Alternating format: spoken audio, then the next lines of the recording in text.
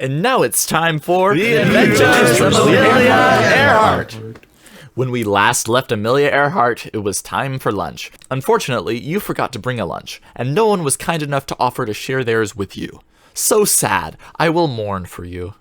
The next afternoon, Amelia Earhart was out working in the garden. So many dead things. Amelia Earhart said pleasantly. What a joy it is to see the caterpillars and the hummingbirds. If you're interested, you can see my comedy special on Netflix, said Manny the caterpillar. I get paid $1 for everyone who doesn't hate it. Why should you watch his comedy special when I'm a lawyer? Asked a hummingbird named Bloody Nose. Because it will not make you be angry. Shrieked back Manny the caterpillar. No, don't make me fall back into the lost abyss of media that no one will ever fully appreciate.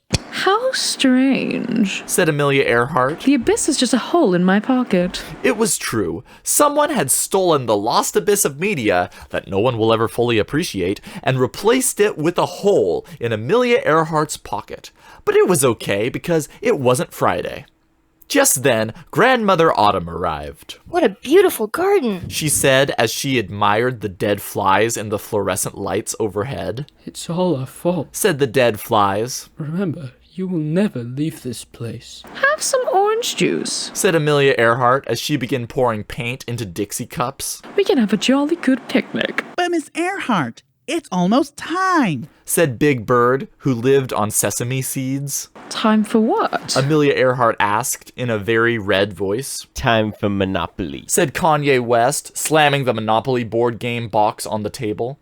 He then stuck his head out the window. Hey Pablo, get a life, Kanye West yelled. I'm on my way, said Pablo, whose name had 5 letters, just like the intrinsic number of smiles and darkness. Then the football team arrived and began helping themselves to the 29 peanut butter and jelly sandwiches in the fridge. This sandwich is the best I have ever had, screamed the quarterback. Yeah, said the nickelback. I'm gonna take a photograph of it. Are you gonna laugh? Asked the dimeback. Hiss, hissed the diamondback. You shall not laugh, replied the pennyback. Don't ever will again, added Pennywise the funny clown. Who could ever understand this nightmare? Asked Markiplier the snowman, who was a jolly, happy, soulless entity from Main Street. Watch and learn. Just then, Amelia Earhart discovered cabbages. I will call these giant green things cabbage heads, she said triumphantly. What about cabbage tails? Asked John, Paul, George, and Ringo. Hey, where are the penguin people? Said the university scholars who didn't see most of their problems. QWERTY the computer arrived just then and was copying the inventory onto the iPod. Would you like to do this for the next 19 conflicts? QWERTY asked.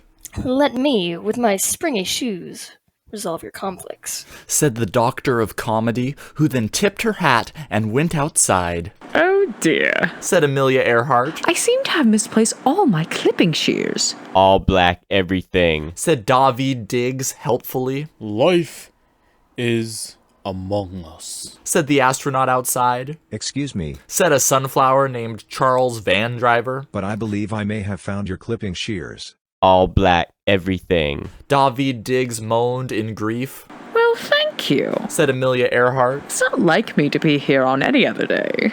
Miss Earhart, haven't you forgotten something? Asked Big Bird, who was not dead. Not at all, laughed Amelia Earhart. But you can if it makes you stay. If it makes you smile. I love John Van Dusen! Applebee's is having a free barbecue for all the broken people, announced Charlie Brown, the spokesman for Christmas. Yahoo! Let's go! Yelled everyone, forgetting their hat. Chaos ensued as a moose tried to crawl through the dog door. However, as a result, he became a dog named Hound Sebastian. This Hound Sebastian ate a watermelon and he was just a little fella, so go to the restaurant and sit down. I love you so much, I don't want to do this! What a wonderful afternoon, said Amelia Earhart as she... said Amelia Earhart as she brushed the excess dirt off her clothes and stood up to admire her garden work. Happy birthday, shrieked the garden work. I greatly despise frogs. Why? Demanded the King of Canada. Then he was eaten by an ancient shark from Greenland. Amelia Earhart yawned. It must be getting late, she said. Then the mailman fell through a pothole. Amelia Earhart turned on the television and watched some movie about a dead man and his bride. She then went to bed and had a dream. In her dream, she saw a man who had a computer for a head. The man held a chainsaw and sawed chains. Then he started throwing up everywhere. Sorry, child. I'm sorry, child. Laughed Jimmy Jim. I must go commit forgery now. Then Jimmy Jim went out and bought a porcelain bathtub. He poured black water into it and bathed, and let the liquid seep into his ears and eyes and mouth. Amelia Earhart woke up around 4:17 a.m. What a strange dream, said Amelia Earhart. Must mean that all is right in the world. Indeed, all is right with me, said the world, whose name was Smith. Just then, Clifford the big red dog was arrested for being too tall and also being a communist. Will he face a fair trial, or will you eat prunes with whipped cream? Find out next time on The Adventures of Amelia Earhart.